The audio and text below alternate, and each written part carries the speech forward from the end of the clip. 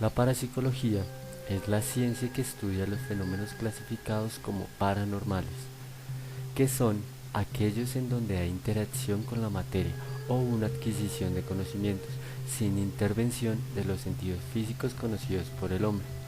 Se ocupa de las impresiones, operaciones, percepciones y acciones del hombre e incluso de los organismos vivos, que hasta el momento son inexplicables físicamente. Es considerada una pseudociencia por la comunidad científica, dado que la propia existencia de los fenómenos paranormales no es demostrable científicamente. La investigación parapsicológica se nutre de tres funciones principales, como son la materia prima, los fenómenos espontáneos y las experiencias extraordinarias relatadas por todas las capas sociales, las cuales se acumulan en tiempos de crisis. En definición o en resumen, podemos definir que la parapsicología es una rama del conocimiento que investiga y estudia aquellas interrelaciones entre el hombre y la naturaleza, entre el hombre y su entorno, ya sea biológico, físico y social, en las que no intervienen órganos sensoriales conocidos.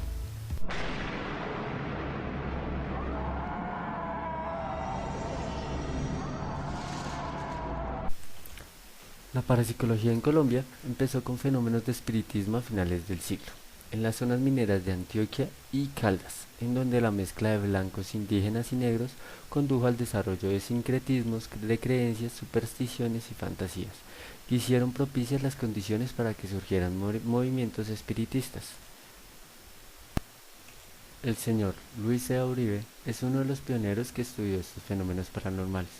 Se graduó de médico en la ciudad de Bogotá, en la Universidad Nacional, a finales del siglo. Las investigaciones psicológicas sobre el mesmerismo, el hipnotismo y el espiritismo florecían en los medios culturales de París y de Londres.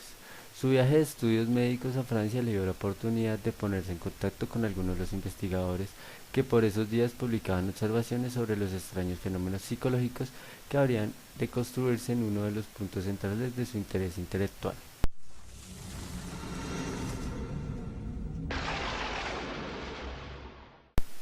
Edwin Robles, uno de los parapsicólogos más importantes de Colombia, nació en Bogotá el día 26 de diciembre de 1974.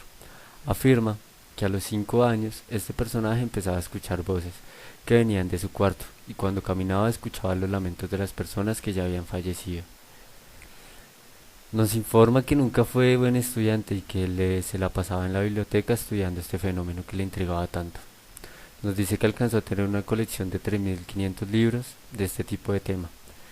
Su primer trabajo fue la tesis del colegio, en donde estudiaba, y fue sobre los mensajes subliminales. A medida del tiempo empezó a estudiar y encontró un don de realizar exorcismos, y allí empezar a ayudar a la gente con este tipo de tema.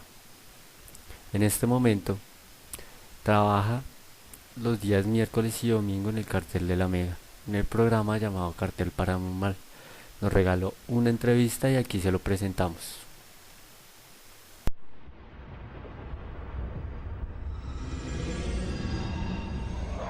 Espíritu, de pasar de un estado de tercero a un estado de cuarta. ¿Sí? Yo por mi parte no creo en la existencia del infierno como lo mitifica la iglesia, sino que creo yo que el infierno se produce cuando el espíritu fallece por muerte violenta, cuando la persona se queda estancada entre la tercera y la cuarta dimensión. El infierno empieza para ese espíritu porque realmente no concibe que falleció y en absoluto se niega a dejar este plano. A partir de ese punto, pues a ese mismo espíritu le toca enfrentar, ver a sus familiares llorarlo, ver que no puede hablar con ellos, no puede interactuar y que tal vez cuando logra tener una comunicación con ellos lo que terminan los familiares es asustándose de su propia, de los fenómenos que hacen más. Ellos nunca se imaginarán que quien se está comunicando con ellos es su propia familia que falleció, pues de esa manera, ¿no? Los espíritus cuando dejan este plano de una manera violenta quedan estancados en donde quedaron. Si falleció en un accidente de tránsito, por ejemplo aquí al frente, en la calle donde estamos, y si falleció atropellado, ahí quedan. hasta que alguien llegue, una persona que sea un canal, un channeling, un psíquico, un medium, lo detecte y le ayude a pasar al otro lado. Digamos, uno como sabe, digamos, esta alma es relativamente buena y la otra alma, digamos, el espíritu maligno. Depende de la carga que tengan.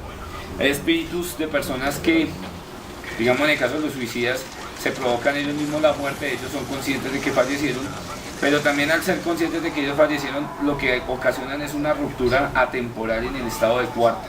Y el espíritu sencillamente se carga de energía y empieza a generar manifestación paranormal. Cuando genera manifestación paranormal, las personas que se asustan con él despliegan más energía y él se alimenta de esa energía. Pasa de ser un simple espíritu a convertirse en un poltergeist, un espíritu con capacidad de manejar materia e incluso con capacidad de meterse en el cuerpo de una persona. ¿Cómo sería quedar espíritu y volverse poltergeist? Lo que te decía, lo que te comentaba, o sea, simplemente que se alimente de energía o que la gente le ayude a alimentarse de energía y aumente la capacidad del rango energético y empiece ya a volverse volátil. Yo no puedo decir, se me aparece un demonio, porque para que se aparezca un demonio tiene que haber coexistido un plan o un trato entre la entidad y uno mismo, ¿sí? Para que se manifieste. Entonces, a todos le relacionan demonio. Las posesiones son igual. Las posesiones siempre lo han relacionado, no se le metió el demonio a la mano. Resulta que no es el demonio, es un espíritu suelto y le dio por meterse al cuerpo y no se va de allí hasta que hasta que alguien venga y lo saque. ¿Cómo puede llegar un cuerpo a atraerse por la energía? O sea, tiene que tener el cuerpo más energía, el espíritu más energía, el miedo. Más que el miedo carga el cuerpo. El miedo carga, o sea, digamos, acelera los signos vitales, el corazón, el sistema nervioso, el sistema límbico, el sistema neurocervical, la médula espinal, el bulbo raquídeo, todo eso se altera. Entonces, nosotros accionamos, por ejemplo, el pensamiento acciona con neuronas, con motoneuronas. Las motoneuronas, cuando hacen un choque eléctrico en el cerebro, generan el pensamiento, y al mismo tiempo que genera el pensamiento, genera una acción. Así hacen los espíritus. O sea, no es que el espíritu se fue y quedó sin conciencia, no, el espíritu tiene conciencia cuando está allá. Si él quiere hacer daño, lo hace. El momento que quiere hacer daño, como estás diciendo, él lo hace pensando lo que le pasó o... Sí, claro, recordando todo. Claro, porque se sostiene en el momento de su muerte. Si la muerte fue muy brutal, te pongo un ejemplo, un asesinato con agonía, para que lo mataron, lo torturaron, o en el caso de las mujeres las violaron, eso ya genera una carga propia. Pues de cuenta, entonces el espíritu hace como si estuviera durmiendo, porque se supone que uno cuando duerme se hace un desdoblamiento, el alma sale, exactamente. Eso hace directamente el cuerpo que... Exacto, el espíritu siempre tiene conciencia. Algunas personas habían propuesto que uno cuando está muerto no piensa, eso es falso. Si eso fuera falso, en la psicofonía no había una respuesta inteligente. Es un pensamiento lógico. Si está muerto, no debería responder. Entonces quiere decir que el espíritu se va con memoria genética. ¿Por qué? Porque es que el espíritu es la reacción eléctrica para que funcione el cuerpo, ¿sí? Pero obviamente eso se va con el espíritu. Se supone que los espíritus de los niños son más fuertes, más sensibles a sentirse. Los niños, las personas de síndrome de Down, las personas con Parkinson, las personas con ELA, o sea, esclerosis lateral amiotrófica. Entonces, digamos, malignos o buenos seres de mucha energía, ¿cuántos pueden entrar al cuerpo? Puede entrar desde una legión. Una legión está compuesta de 176 demonios. ¿Todos pueden entrar en un solo cuerpo? Por ejemplo, el de Annelies Michel, caso más famoso, habían entrado 7. No, oficialmente conocido, 7. Pero no, una legión puede entrar en un cuerpo. ¿Y ya cuáles son las formas de identificar a esas personas? Cuando tú estás haciendo un exorcismo, lo primero que tú haces para intentar sacar al espíritu es doblegarlo a que te diga el nombre. Ellos no les gusta identificarse, entonces tú lo doblegas, identifícate, ¿quién eres tú? Entonces, ¿qué hace? Se pone muy berraco, se pone muy difícil, uno nos empieza a castigar, entonces uno empieza a trabajar con ruda, empieza a trabajar con sal marina, con agua exorcizada, yo trabajo con un aparato que se llama el Chengon, es pesadísimo para abrir astrales y seguirlo martirizando, hasta que suelta cómo se llama.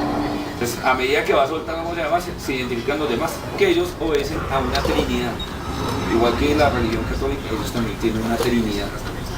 Tienen unos lugartenientes de la trinidad hacia abajo. Mandan 3, bajados, comandados por Lucifer. Lucifer, tum, y vienen 3 y de ahí, ¡pum! Cada uno tiene 76, tan, tan, tan, tan, tan. Y los 76 tienen otros 76. Y así. Bueno, don Edwin, creo que es una información muy útil para nosotros. Muchas gracias. Muchas gracias.